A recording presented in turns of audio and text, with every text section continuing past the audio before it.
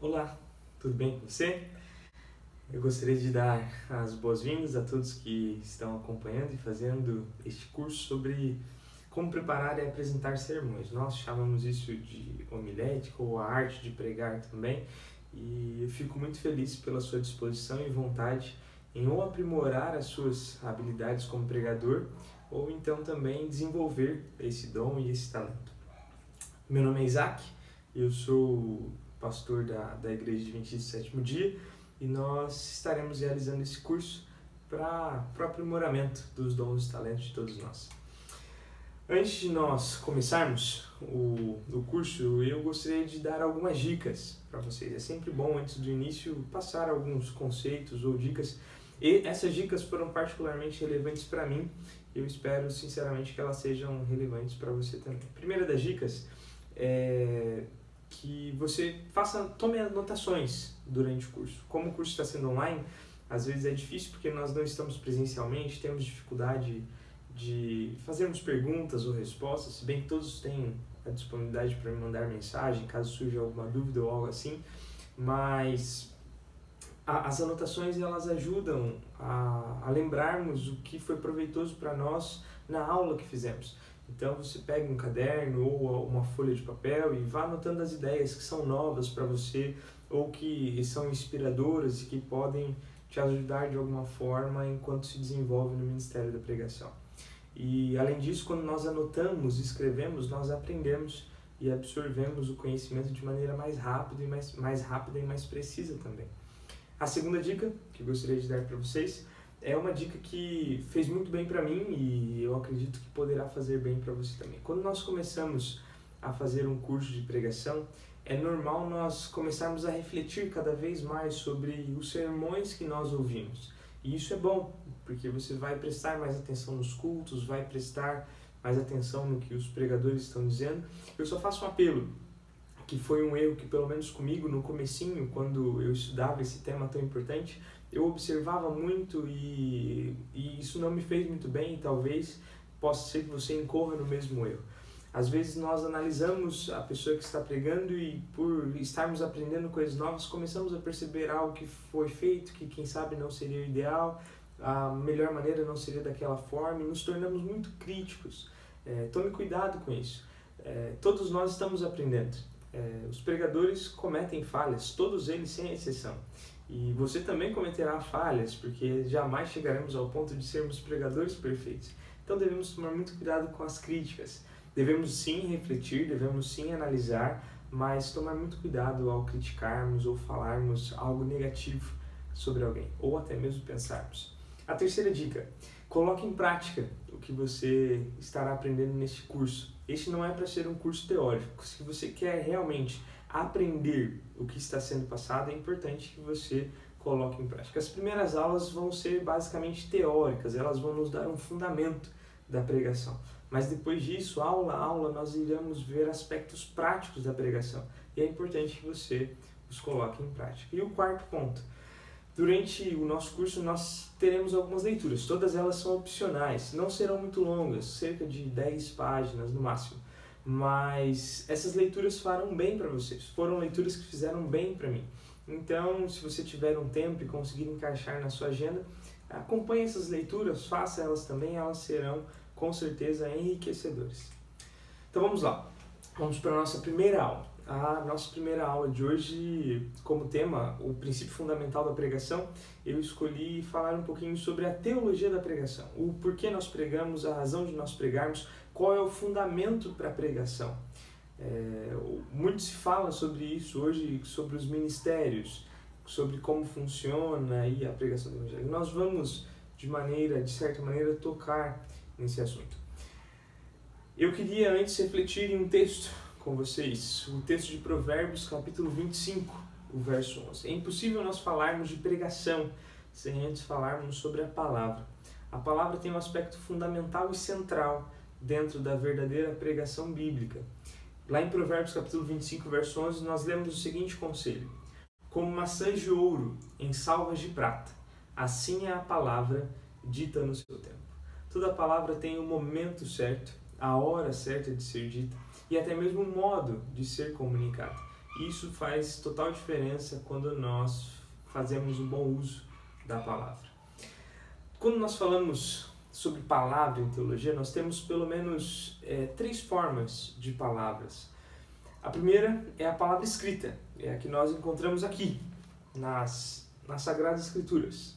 Ela é a palavra escrita, é a revelação, ela é a palavra de Deus. Nós a chamamos assim e devidamente ela é a palavra de Deus, a palavra escrita. Temos também a palavra falada, que é quando um pregador ou um mensageiro traz a palavra de Deus ao seu povo, ou até mesmo quando um profeta divinamente chamado por Deus, traz essa palavra. Por exemplo, muitos profetas das Sagradas Escrituras jamais escreveram um livro, ou até mesmo um verso bíblico, mas ainda assim, o que eles comunicavam era a palavra de Deus. Exemplos de profetas que não escreveram nada: Elias, por exemplo, foi um profeta, você não vai achar nenhum verso bíblico que o próprio Elias escreveu.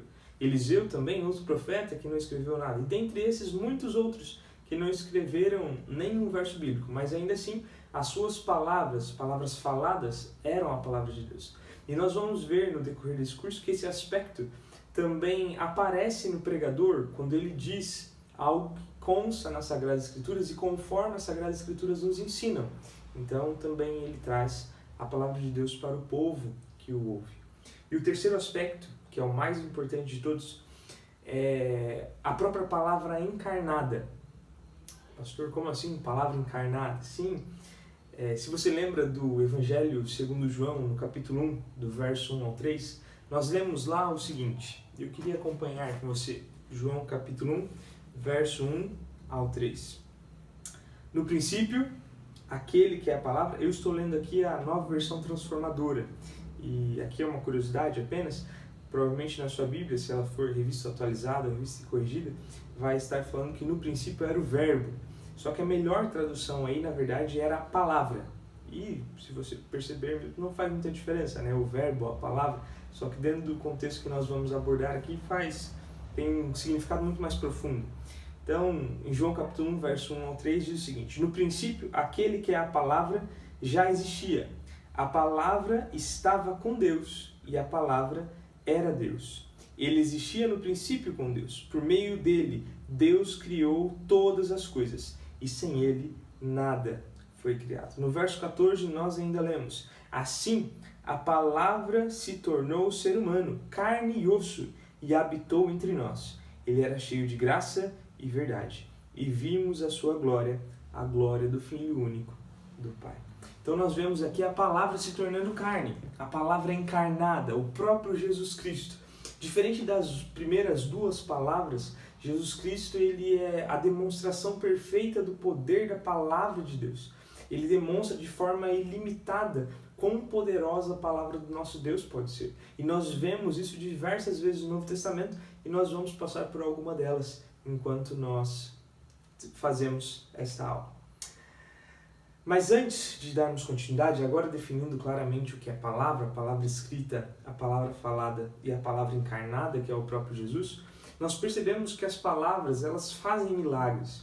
Tanto a palavra escrita, quanto a palavra falada, quanto o próprio Jesus. E quando eu digo isso, não é apenas a palavra de Deus faz milagres. Mas a própria palavra em si, a palavra do ser humano normal, ela é capaz de realizar milagres em outros aspectos da vida.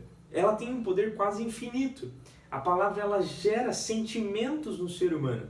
Ela mexe com as ideias, ela mexe com as emoções, ela leva a pensamentos e ela leva o ser humano a ações.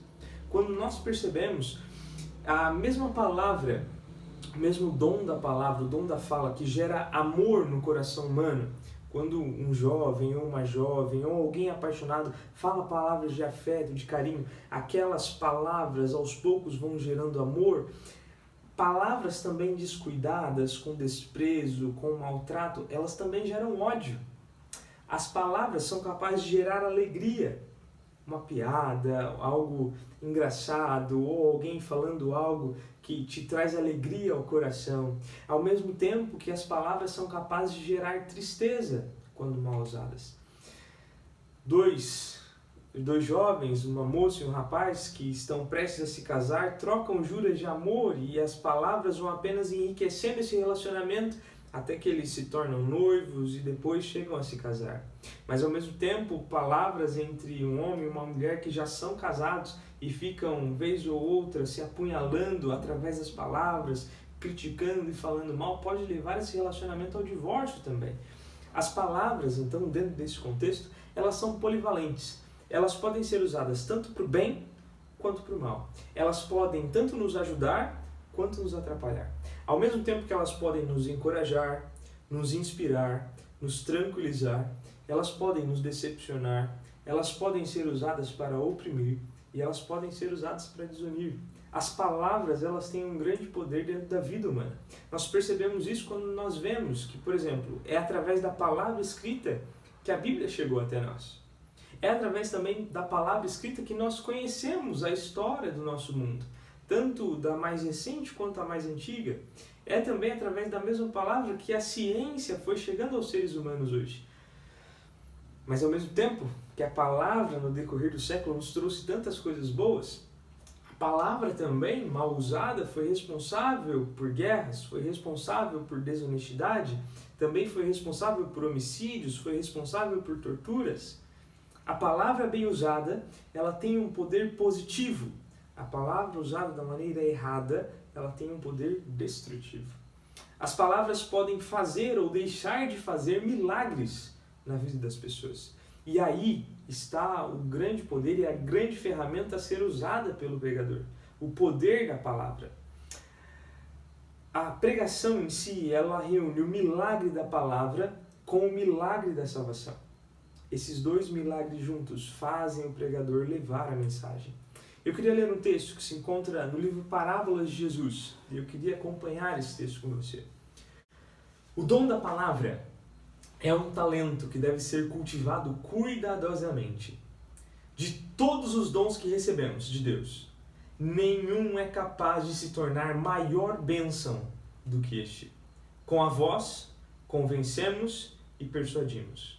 Com ela, elevamos orações e louvores a Deus. E também falamos a outros do amor do Redentor. Que importância tem, pois, que seja bem educada, a fim de se tornar eficaz para o bem.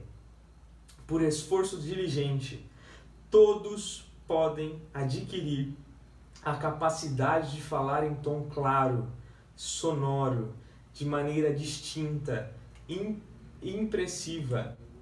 Fazendo isso, podemos desenvolver grandemente nossa eficiência como obreiros de Cristo. Cada cristão é chamado para anunciar a outros as inescrutáveis riquezas de Cristo. Por isso, deve procurar perfeição no falar. A cultura e uso convenientes do dom da palavra relacionam-se com todos os ramos da obra cristã, penetra na vida familiar e todo intercâmbio mútuo. Devemos acostumar-nos a falar em tom agradável, usando linguagem pura, correta, com palavras amáveis, corteses. Palavras suaves e bondosas são para o espírito como o orvalho e a chuva branda.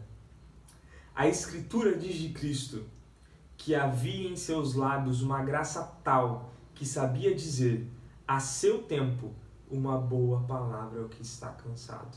O Senhor nos manda, a vossa palavra seja sempre agradável, para que dê graça aos que a ouvem. Procurando corrigir ou reformar a outros, devemos ter cuidado com nossas palavras. Elas serão um cheiro de vida para vida, ou de morte para morte. Quando censuram ou aconselham, muitos usam linguagem áspera, severa, palavras que não são adequadas para curar um coração ferido. Por essas expressões inadequadas é irritado o espírito, e os errantes são muitas vezes instigados à rebelião. Todos os que quiserem advogar os princípios da verdade precisarão receber o celeste óleo do amor. Sob todas as circunstâncias, a censura deve ser expressa com amor. Então, nossas palavras reformarão e não hão de exasperar. Cristo, pelo Espírito Santo, suprirá o poder necessário. Essa é a sua obra. Parábola de Jesus, páginas 178 e 179.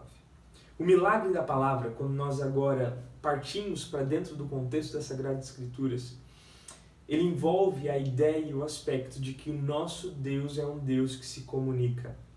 A pregação, levarmos a palavra falada adiante, tem a ideia central de que nós não estamos fazendo uma especulação.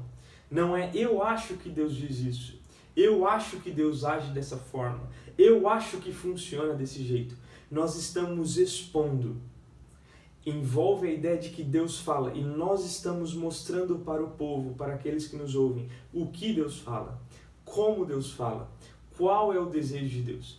Por isso, como pregadores, devemos tomar muito cuidado com o que nós colocamos diante do povo. Nós estamos colocando as nossas opiniões pessoais, os nossos desejos, as nossas vontades, ou estamos colocando aquilo que a Bíblia diz, aquilo que Deus falou. Nós temos uma grande responsabilidade como pregadores. Só para termos uma ideia, a expressão Senhor disse, o Senhor falou, ou veio a palavra do Senhor, aparece em 3.808 vezes nas Sagradas Escrituras. Todo profeta, antes de se comunicar com o povo, antes de falar com o povo, a sua primeira base era o que o Senhor havia dito. Quando nos levantamos diante do povo de Deus, nós temos que ter como base aquilo que o Senhor disse. A palavra, ela é a expressão e o veículo do poder de Deus.